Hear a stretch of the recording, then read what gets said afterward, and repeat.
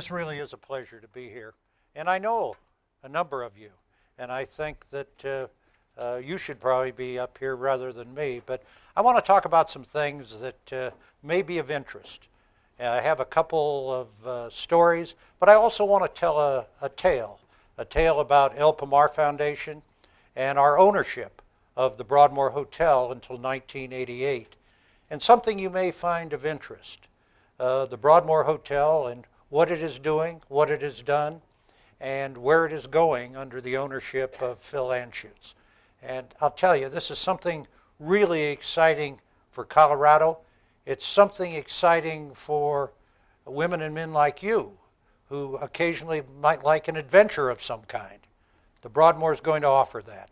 Now let me, if I may, you see here, this is Colorado Springs at the Garden of the Gods. And El Pomar Foundation has been part of the fabric of Colorado since 1937. And the Spencer Penrose, we can go back, he wouldn't like it, when I'm that fast. The Spencer Penrose, who was really the founder in 1937 of the El Pomar Foundation, but also the Broadmoor Hotel. But let's say a couple things about Spencer Penrose. He came from Philadelphia. He was a graduate of Harvard. He was an engineer, and uniquely and singly, he was last in his class at Harvard. But he was off to a great start, and his family moved him out to Colorado, where he was in gold mining in Cripple Creek, had several endeavors which were, I think, successful. He made in the hundreds of thousands of dollars. But then he thought of a new method, and along with a fellow by the name of Jacqueline, an engineer, developed a way to productively and economically produce copper from low-grade ore. And the Utah Copper Company was formed. You can still see this not particularly environmentally friendly. It's a hole. The dig there is enormous, tens of miles deep. I mean, wide and miles deep. But that became Utah Copper, and he evolved that into Kennecott Copper, the largest copper company in the world. And basically, that's where the funding of El Pomar Foundation came from. And we're very fortunate, I think, and we'll show you Mr. Penrose. We talked about a couple of these. He did some unique things. How many of you have been to the Cheyenne Mountain Zoo? Well, he started the zoo originally in 1918 when the Broadmoor opened. Mr. Penrose had the zoo at the hotel.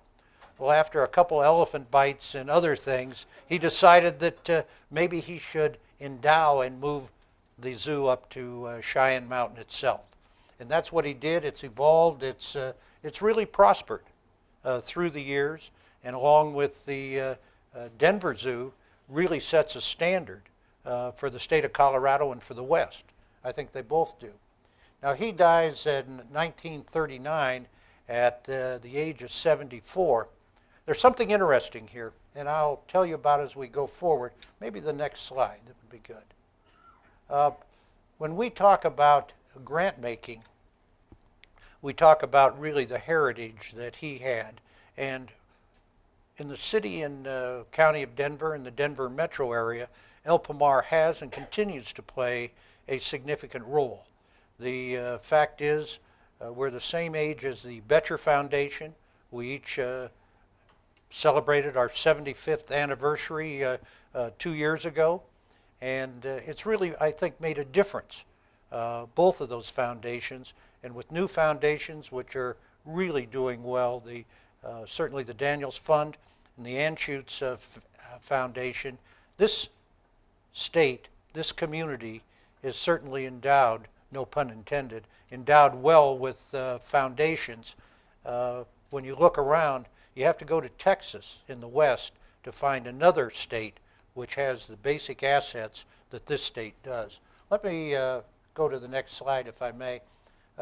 We're really proud of this slide because this is at the end of 2014, and probably after today, we're still a little above that $573 million mark. But the last few days, for those of you that are in the market or work in the market, it hasn't been particularly pleasant. But that's what we've done. We started with $21 million. That was his original gift, along with Mrs. Penrose, who gave the rest of her estate in 1957. The $21 million, currently, actually, it's about 585 today in 2015 assets. And we've made grants of almost $500 million now, with $80 million in programs. Have you ever been to Penrose House, to any of you, for an event? We encourage you to use this in your nonprofits.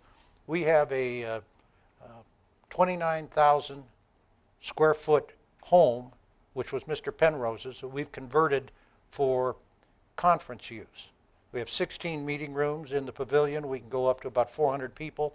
And then in the other rooms, we have some where it'd be as small as a dozen or maybe 20. Interesting thing, how many of you remember, as you reach back, as I have to do occasionally, 1994 and the Winter Olympics, which were in Norway and in Lillehammer. And there was an instance which occurred between Tonya Harding and now you know, and Nancy Kerrigan. Well, we had, let's go to the next slide. I'm a little off. Well, I'll tell you about it anyway. The fact is that the hearing was held at Penrose House. And I chaired the Tonya Harding hearings. And I'll tell you, the things that I've gone through in my life, that was the most interesting. You wouldn't believe the characters.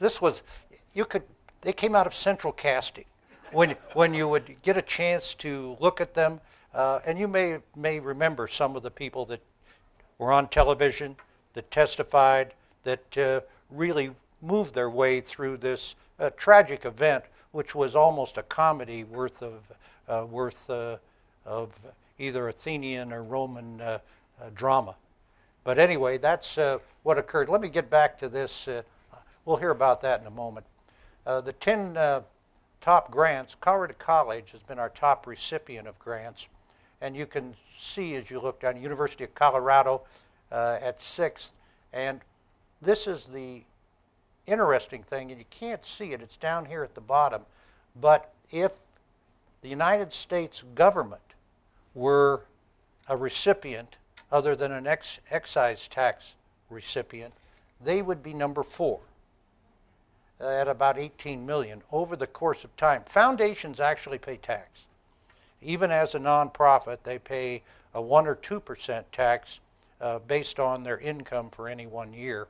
And I think it's fair and appropriate, because what it means is that all of the, at least this is what they tell us, all of the oversight by the Internal Revenue Service for foundations and the litigations is paid for by the foundation. So what you look at, all the people that are employed, all those that prosecute or all those that regulate, there's no cost to you as the American taxpayer for foundations.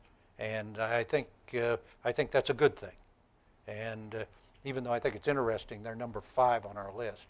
Yeah, that's right, at number 5. Let me, I'm not going to go into the grant making, but I will tell you, as mentioned earlier, if you have an interest, you have a nonprofit, and you feel that you're within the purview of our guidelines, which are at lpomar.org, you should apply. We get about 1,100 applications a year, and we make about 425 grants. And they're throughout the state of Colorado. And let's go to the next slide.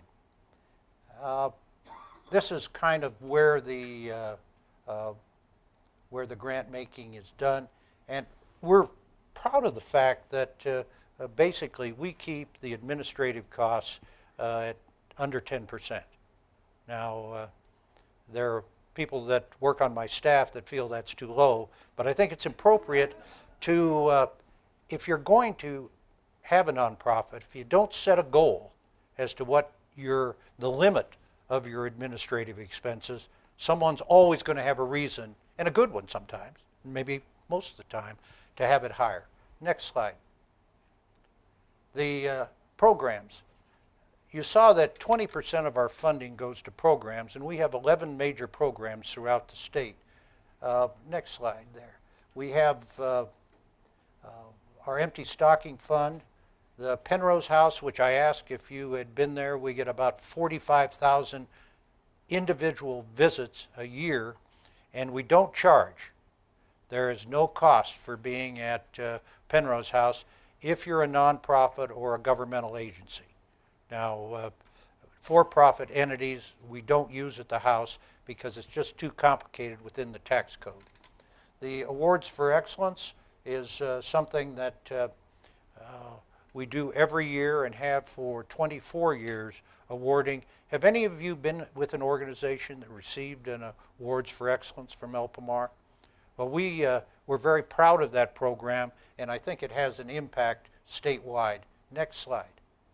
The Emerging Leaders Program, the second one over, this was developed by El Pomar. It's basically in the Pikes Peak region in southern Colorado. Council on Foundations in 2008 said it was the most innovative and creative program, bringing Hispanics, African Americans, and Native Americans into the mainstream and being able to be part of the nonprofit structure and nonprofit boards. The American Council of Young Political Leaders, we bring in delegations every year. We've had 63 delegations come through from 38 countries, I believe, and it gives an opportunity for this next group, which is our fellowship program. And I want you to think about this one. We have a program where college graduates, after they graduate, come to El Pomar and work with us for 2 years. And we've had 260 go through that program. And they're some of the leaders, whether it's Betcher, whether it's Daniels, their senior leadership have people that have been through our programs. And they're running nonprofits around the state of Colorado. And what we teach is not only, there are a lot of great ideas out there, but you have to have the ability and certainly the knowledge for a business case for whatever you're doing. It's more than just the idea. There are a lot of great ideas, but you need that business case, and that's what we do through the programming that we have for these really smart young people that are going out into the nonprofit community. And we're very proud of that program, no question about it.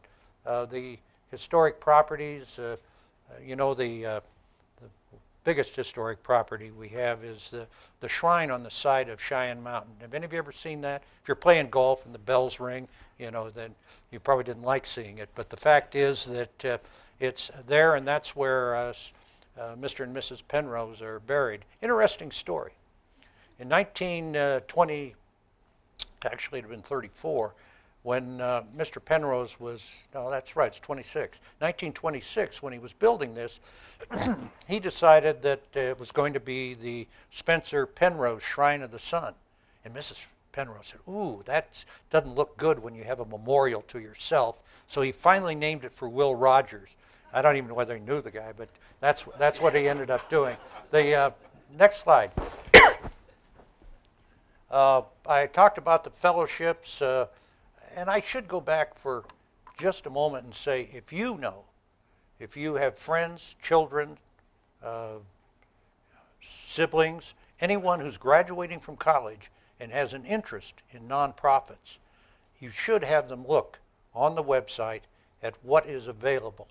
Last year we had 400 applications and we hired 11. It's a competitive process. However, we're looking for Coloradoans to be in the program, because when they finish that program, we'd like to see them stay here and make the nonprofit sector flourish in the state of Colorado. Some of the other programs we have, why don't we go to the next slide? The regional partners. Do any of you live outside of Metro Denver? Well, we have 11 councils around the state of Colorado that are truly making a difference. We have about 70 individuals that are on those councils. 10 or 11 of them are elected officials, mayors, state representatives, state senators, and the others are business people, people that know what their communities want. And in those, we give each of, why don't we go to the next slide? We give to each of them an opportunity to really tell us what is going on in their community and what the needs are, rather than our telling them what we think should be going on. It's been a very successful program, actually. This is some of the, a couple of the folks that have been involved. And it does, from all walks of life. Why don't you cut that for just a second? All of you have to share that with me. The fact is that this really does make a difference throughout the state. Next slide, please. This is just the basic format that we have in the 11 regions, and we have contributed through this program about $15 million, with $600,000 going to each of the 11 regions. And as you can see, it's not by population, it's by region. So there's a real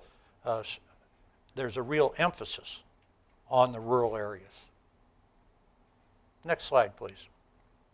This is the Will Rogers Shrine that I was talking about. It's a great view of the city. It's really terrific. And next slide. This is the Penrose house that I talked about, and Mr. and Mrs. Penrose a few years ago. Next slide. Now let me tell you the history of the Broadmoor. It's interesting.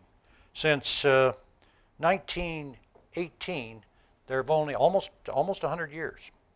There have only been 3 owners.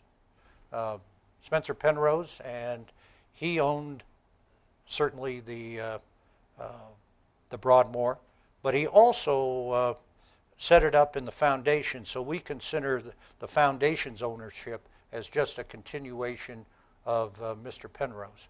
The foundation was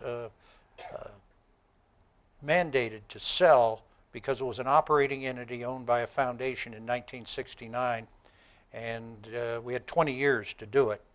And we sold in 1988. We had about 6 months left, so we really had to move. But to Ed Gaylord, which is Gaylord Entertainment in Oklahoma City, the Daily Oklahoman and the Gaylord properties and the Gaylord hotels. But he did a great job. And then in 2011, someone that you may recognize, even though his picture isn't out there a whole lot, is Phil Anschutz. And Phil has done, for those of you that have been to the Broadmoor in the last 3 years, have any of you been there in the last 3 years? Did you notice an improvement or two? Yeah, let me tell you, he has done a terrific job and continues to do that. The interesting thing is you look at Mr. Penrose, and who died in December of 1939, and Phil Anschutz was born in December of 1939, and there's kind of a cohesive factor then. Of course, none of us were alive then, so we wouldn't have recognized. Next slide. Again, the zoo, the original part of the Broadmoor Hotel, which is great. And next slide. This is the beginning of Fort Carson. Mr. Penrose did a great deal to encourage the National Guard regiments and then the establishment of Fort Carson, originally as Camp Carson. Next slide. This is the Emerald Valley Ranch. This is in its 2nd year. Can have about 35 guests there. It's a great experience at the Broadmoor. It really is. It's only about 20 minutes away, but it's a million miles away once you get there. Next slide. Originally in 1931, Mr. Penrose built a lodge at the top of Cheyenne Mountain, and that actually was destroyed in 1973, followed by, next slide, the Cloud Camp, which overlooks the city and has 16 cabins, and this is quite a place. This is really unbelievable, but it's way above the city. It takes about 40 minutes to get up there. You go through the zoo, by the shrine, and then you get to Cloud Camp. And next slide. This is the old Broadmoor World Arena, where Colorado College, DU played hockey, and certainly there were world championships and 7 world championships in figure skating there. And this was the selection in 1980 of the Olympic hockey team. The guy on the right is Mike Ruzioni, who was captain of the American hockey team, and Thayer Tutt, who was the chairman. There's a brand new World Arena, 10,000 seats. The interesting thing about this, it's certified by the United States Olympic Committee for figure skating as a U.S. Olympic site. There's 17 sites in different sports around the country. Next slide. This is the Olympic Training Center. And why don't you leave that up for a moment? I'd like to digress. It was indicated I should tell one story that it indicates about something that as you go through life, the small thing can make a difference. This is a story about sport. This is a story about the time when, as a member of the International Olympic Committee, my colleagues from China were individuals, even though our governments were at odds, I had a chance to get to know. And you go back now to 1981, but not so far to have 9/11. Before that, in April of 2001, there was an incident in China on Hainan Island where one of our intelligence planes, spy planes, was forced down on Hainan Island. Do any of you remember that? They were holding 23 Americans. I think there were 3 women and 20 men on that flight. And this was, Easter was coming up. It was in April. And I guess it had gone on probably for 7 or 8 days. And I was on my way to Denver. And the phone rang, and so I picked it up. And in the car, and my assistant said, "The vice president's on the line for you." And I said, "The vice president of what?" And no, she said, "The vice president." But it was Vice President Cheney, and he indicated that he and the president were asking if I would use a back channel to see if I couldn't get these individuals released, and that the Red Army was asserting itself dramatically in the way that it was addressing this issue, and the civilian authorities in China had really let them have full run at this. Our ambassador couldn't get anything done. In fact, they wouldn't see him, and through other diplomatic channels, we were making no progress. And I didn't know till later, but what precipitated the call was that the president and Roland Betts, who was on the board of the United States Olympic Committee, and Condi Rice were at Camp David. Well, Roland Betts, and by the way, I really like George W. Bush. This next story is probably, you say, well, that. But anyway, George W. Bush and the Roland Betts are watching a movie, and the movie was Traffic. You may have seen this. This doesn't make any difference. And Condi Rice comes in and says, "Mr. President, I've got to talk with you." He said, the Chinese situation is terrible, and it's getting worse. And the president says, I say this with all due respect, the president says, "Hey, give me 10 minutes. There's only 10 minutes left in the movie." And so at the end of that, Roland Betts is the guy that tells me the story. He was the principal owner of the baseball team where the Texas baseball team where the president was a minority holder. Anyway, he says, "Betts, come on down here. We're going to see what Condi's got." And he said, he just cleared me and went in the top secret room. And she explains what is happening to the president. Condoleezza Rice does. What is going on? And with Easter coming up, just a few days away, what this is going to mean for the future of Chinese-U.S. relationships. And she said, as I said earlier, that the vice president passed on, you know, we have a situation here that is not going to get better. And the president, on his own motion, says, hey, Betts, said, you're part of the Olympic movement. Don't the Chinese want to have the 2008 Olympics, and aren't they going to vote on that pretty soon? And he said, yeah. And he said, well, don't we have some members of the International Olympic Committee that vote? And Betts says, yeah. And he said, well, who's the most senior member?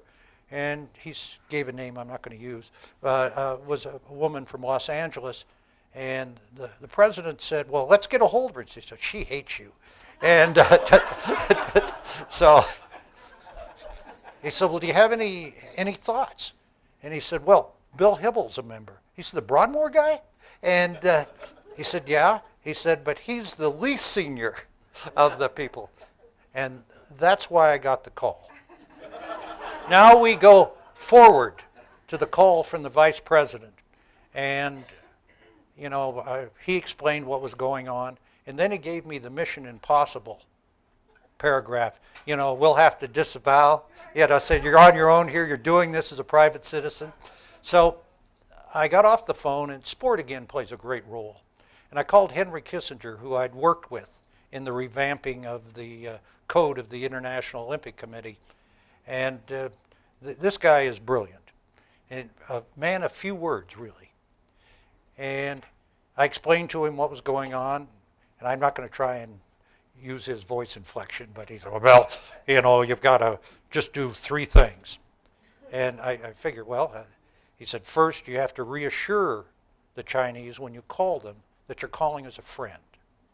You have to make sure they know that. And you have to also tell them that this is very important in the U.S. And the third thing is you have to talk and explain about Easter and how all of these parents of all of these detainees will be on television round the clock, and it will be terrible for Chinese relations. And he said, oh, one other thing. Don't mention you have a vote this summer. They know that. And so I called actually I called my wife and said, we're going to be in my office at whatever the time was, because they were 14 hours ahead, so I sent a fax, that's how long ago it was, to each of the 4 people that were important in the sport movement in China. And then I asked for a time to call them at 8 our time the next morning. So we get back, and I have a Mandarin interpreter from the Air Force Academy that was cleared to handle this. And using 2 phones in my office, we called. Put the first call in, and my friend, who was the same class I was in the International Olympic Committee, was in Saudi Arabia. Next, Mr. Zhang. And then I called the president of the Chinese Olympic Committee, and he was up country in Mongolia. My next call was to Mr. Tu, who was the Secretary General, the chief staff person. And Mr. Tu, when I tried to explain what I was calling about, acted as though he had no idea what I was talking about. But the last one's the most senior person, Mr. He, in China, former Minister of Sport and Health. And he's on the standing committee, and in China there are 12, 15 on the Politburo, the highest, then about 75 on the standing committee, kind of like a cabinet level in our country. But my interpreter said they're not telling the truth. They said that he's in the shower and he'll call you back. Well, he wasn't in the shower. He wanted to find out why I was calling before he responded. So Mr. He calls back, and I'm recording the conversation, and the recorder goes off, and my wife's yelling, it's beeping on him. But the fact is that Mr. He, after a couple pleasantries, his English is good. And my Mandarin isn't, so we were in English. But he said that there was no question that he knew about this. And he said it was just another sign of American aggression. And he said, your president doesn't care. And I said, well, I think that's he says, no, it's aggression and your president doesn't care. And he said, your people don't. I said, wait a second. I said, Mr. Hay, then I let all those admonitions go out the window, and I said, let me repeat this. This government, this president, this vice president care about what is happening. They care about our relationship, and of course what I'm saying is I just wasn't calling as a sports guy anymore.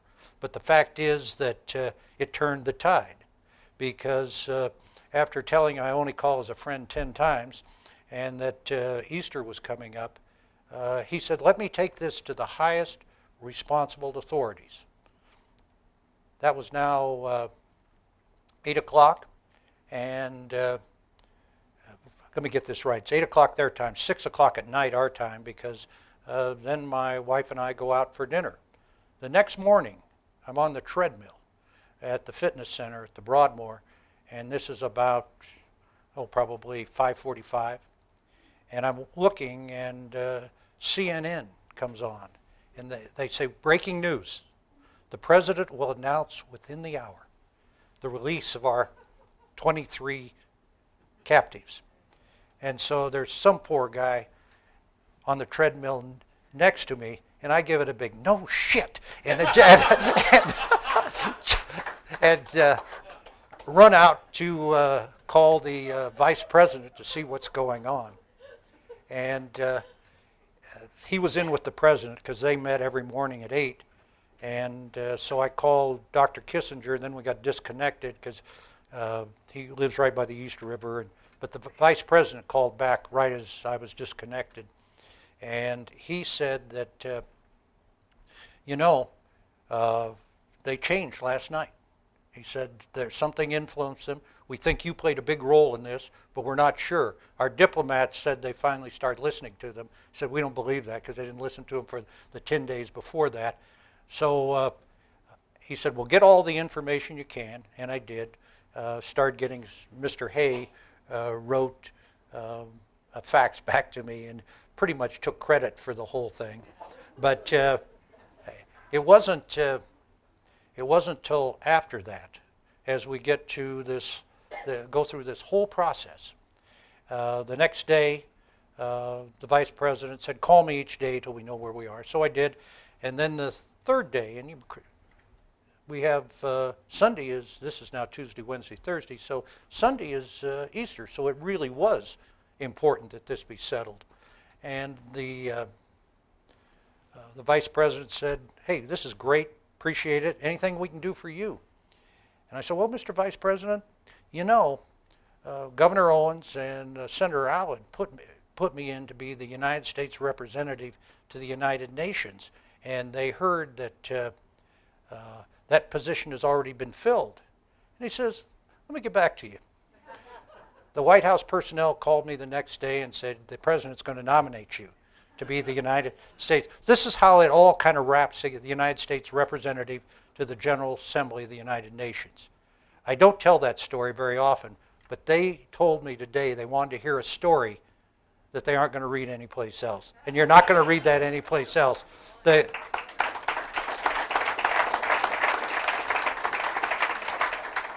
Out in California, Condi Rice told me I should write a book on it. She says, it's got just enough interest for those people that remember the Hainan incident.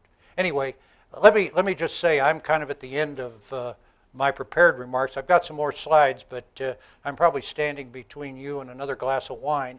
But am I supposed to take a question or two? Sure.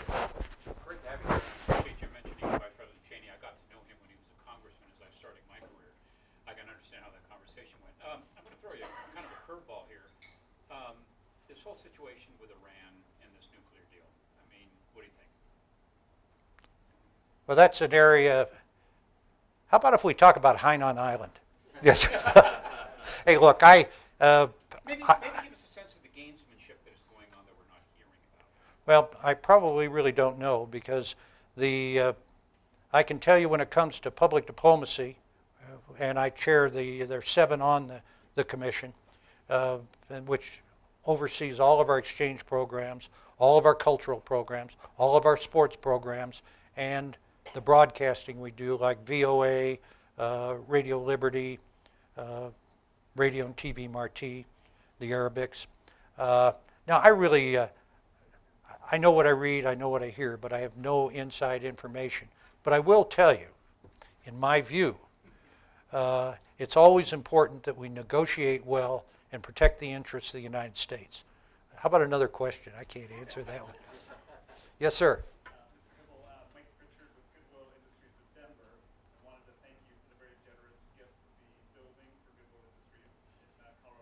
Yes.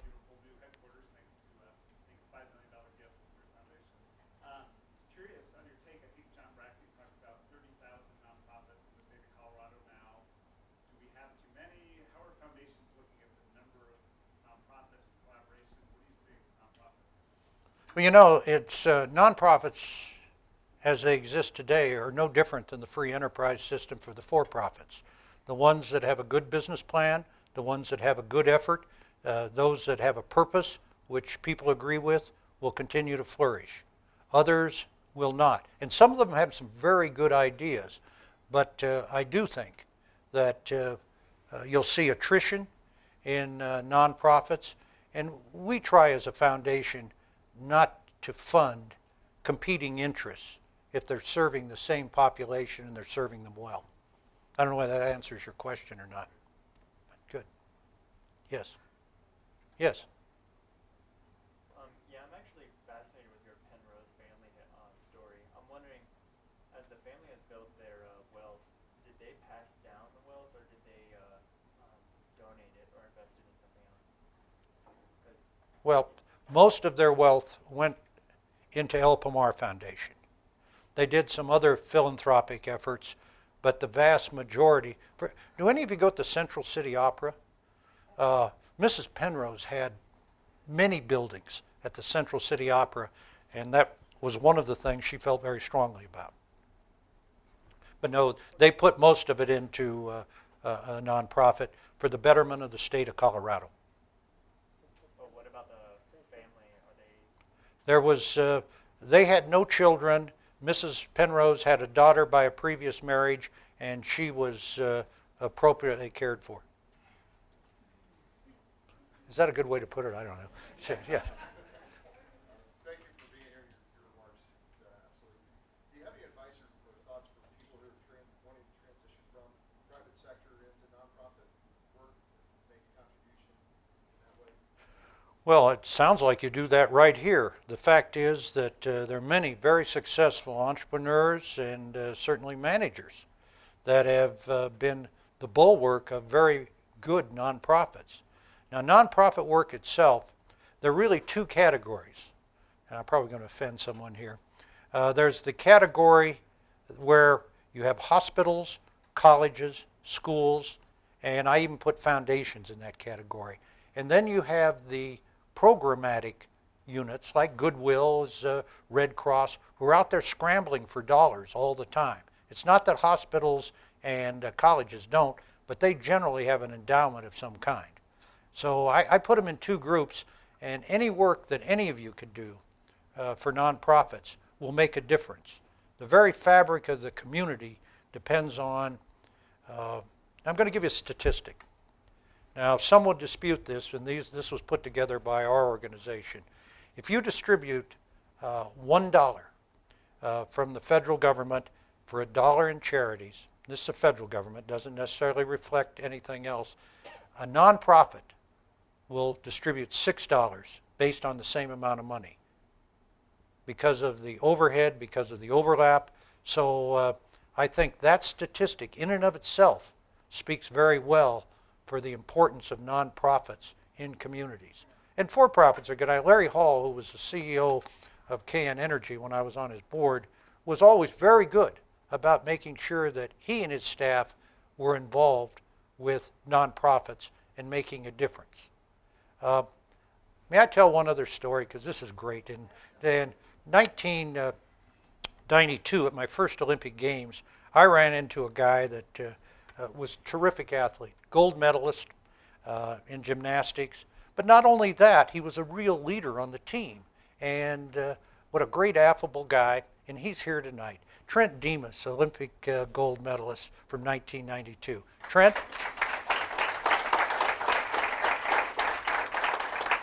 He's still involved working. He works for a nonprofit now as a fundraiser over on the Anschutz campus, but still involved with sports, still involved doing a variety of things. And I can tell by all of you that I've answered most of your questions, and those of you that didn't have one will be glad that I didn't answer another one for somebody else. Thank you very much. Thanks. Yeah, thank you.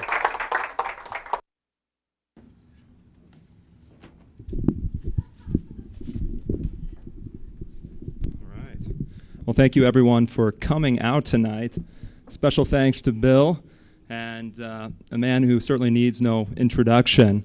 My favorite quote from the night was, Vice President of what? Brilliant. And I think the other thing that's just worth noting is you can be last in your class and still have some hope, right?